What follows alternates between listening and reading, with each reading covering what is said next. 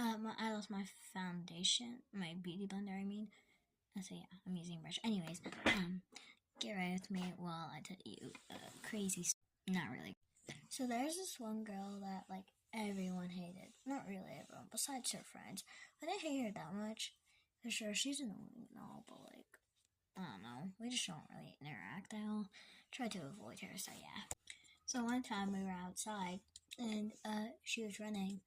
She fell, and she started, like, crying, screaming. Her face was red. The nurse brought out the wheelchair. It was chaotic. I came over to see what was going on.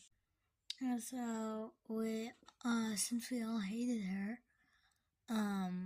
we decided that she was lying. It wasn't actually hurt, but she sprained her ankle. I'm running out.